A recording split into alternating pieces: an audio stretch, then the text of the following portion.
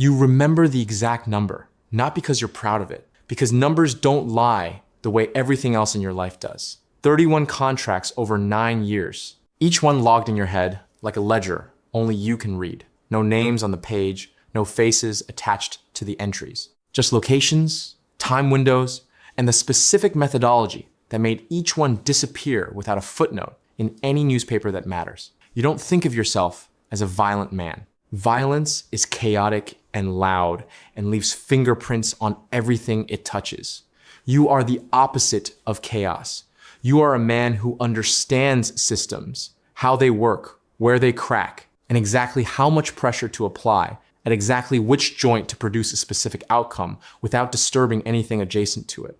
That's not violence. That's engineering. You tell yourself this often enough that it stops feeling like a lie and starts feeling like a job description. You grew up in Culiacan in a house where the electricity cut out twice a month and your mother worked the overnight shift at a textile factory and came home with hands that looked 10 years older than her face, knuckles dry, fingers bent at angles that fingers shouldn't bend. You used to watch her hands while she slept on the couch before her next shift, and you made yourself a promise so early you can't even remember making it that those hands would stop looking like that. That promise became an engine, and engines don't ask where the fuel comes from. You learn to read people before you learn to read books.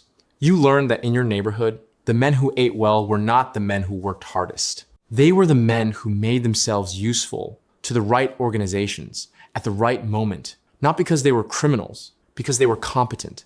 And competence in the right context is worth more than any certificate any institution ever stamped and handed across a desk. The call comes on a Wednesday morning when you're 24, sitting in a phone repair shop you co-own with a friend who asks 0 questions about the hours you keep or the amounts that move through the accounts. The man on the phone doesn't introduce himself. He gives you a name, an address in Hermosillo, and a number with enough zeros that you write it on the back of a customer receipt and look at it 3 separate times just to confirm your eyes are reading it correctly. You ask who he is. He says, "Don't worry about it." That phrase, 4 words. You'll hear them 40 more times over the next 9 years. And every single time, they mean the exact same thing. The question you just asked has an answer that would cost you more than the not knowing ever will. So you fold the receipt into your shirt pocket and you say, "When do you need it done?" And he says, "Friday." And you say, "Fine." That's how it starts. Not with a gun pressed to the back of your skull, not with a debt you can't repay or a family member held somewhere as collateral. With a number on a receipt and a Friday deadline and the particular kind of hunger that comes from watching your mother's hands get older every week while the city offers you exactly nothing for being smart. The first job takes 11 days of preparation for 8 minutes of execution. The target is a mid-level Port Authority official in Hermosillo who has been holding up a shipment for 2 weeks longer than the organization considers acceptable.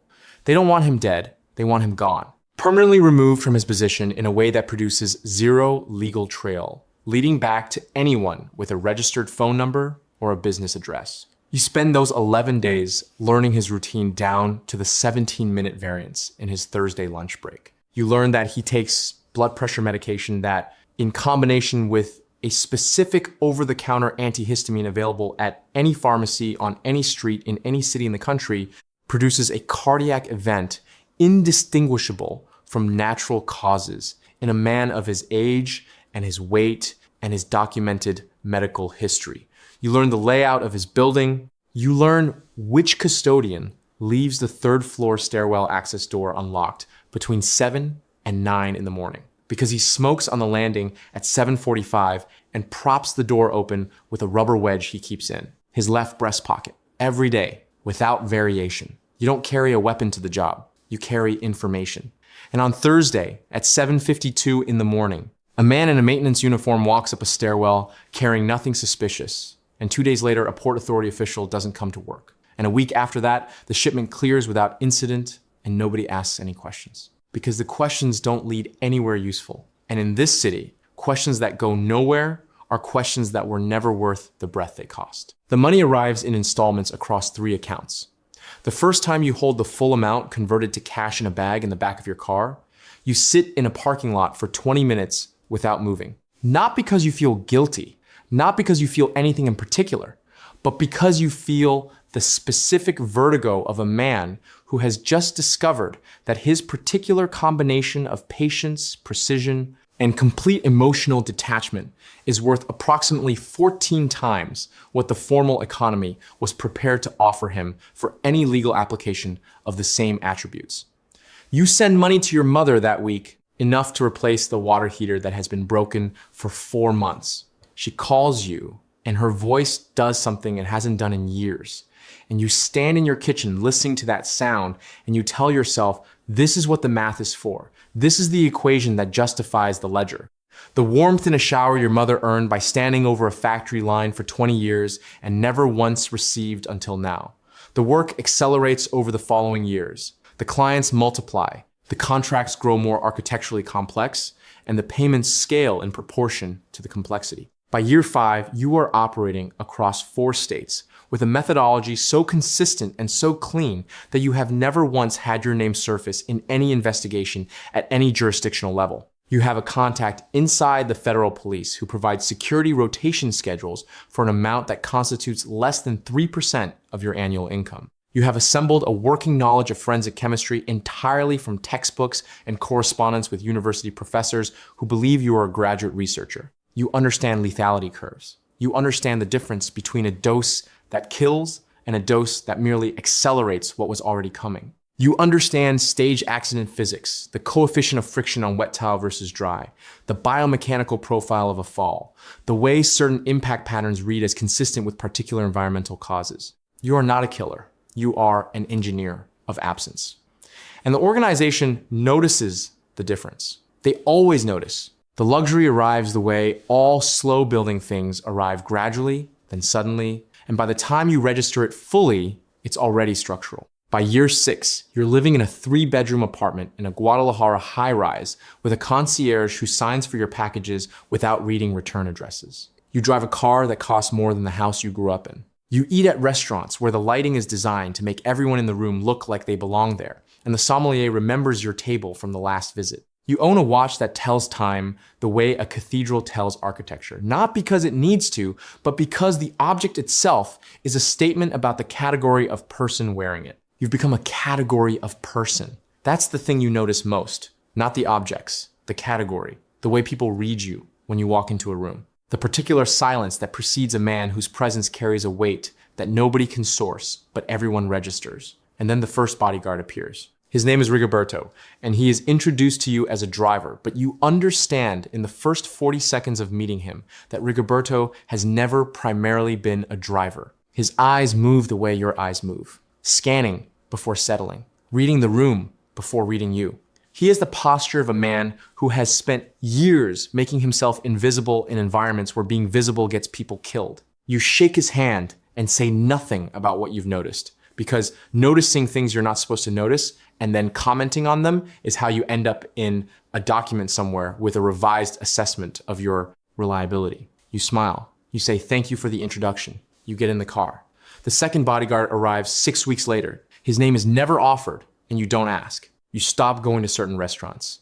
You vary your routes with the methodical rotation of a man who now applies to his own movements the same operational logic he once applied only to targets. You start doing something you haven't done since your first year in the business. You start watching the people who are supposed to be watching out for you. Because there is a specific moment in this profession, and every professional reaches it eventually, when you understand that the men around you are not there to protect you from external threats. They are there to manage the perimeter of a valuable asset. And assets don't get to renegotiate their terms.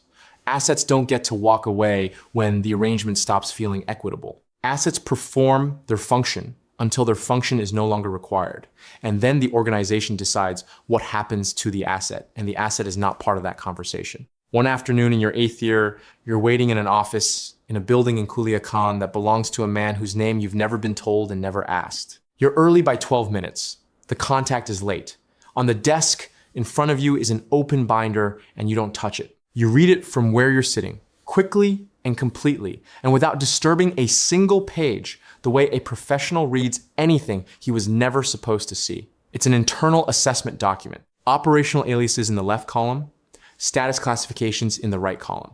You find your alias 4 rows from the bottom. The classification next to it reads, containment asset restrict, access expansion, schedule closure review at 10-year threshold. You are at year 8. The contact walks in 14 minutes late, and you discuss the next contract with the same measured tone you've used for 9 years. You drink the coffee, you listen, you nod at the appropriate intervals. You leave. That night, you sit on the balcony of the apartment on the 41st floor, and you look at the city laid out below you, and you do the only thing you've ever been genuinely good at. You run the numbers, and the numbers say the following. You know too much to be released cleanly.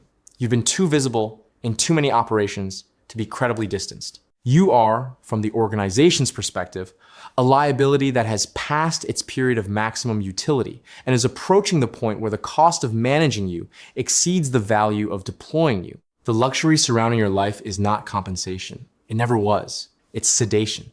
Every beautiful object in that apartment is a brick in a wall you helped build around yourself, one contract at a time. Every payment you accepted is a bar on a window you stopped noticing because the view from inside was too good to make you look at the frame. Every year of professional excellence you delivered became another link in a chain, so well fitted to your particular dimensions that you stopped feeling it as a chain at all and started feeling it as just the shape your life had taken. This is what a golden cage actually is. Not a metaphor, not a poetic image for a song lyric, a floor plan, a specific architecture of comfort and exposure and dependency, calibrated so precisely to the person inside it that leaving becomes structurally impossible, not because the door is locked from the outside, but because you've forgotten what you would even be on the other side of it. You think about the Wednesday morning with a receipt.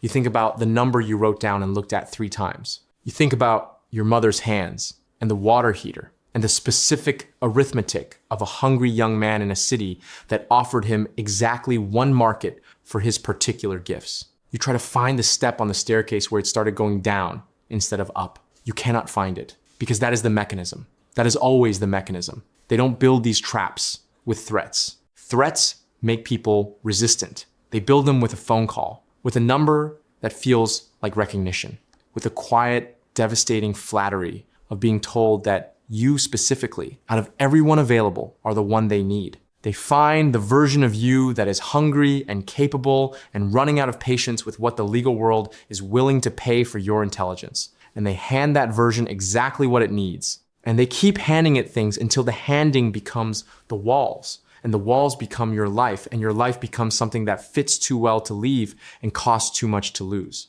And by the time you see the structure clearly, by the time you're sitting on a 41st floor balcony doing the arithmetic on your own exploration, the cage has already learned the shape of you. You grew into it, one reasonable decision at a time, and it was always going to end here.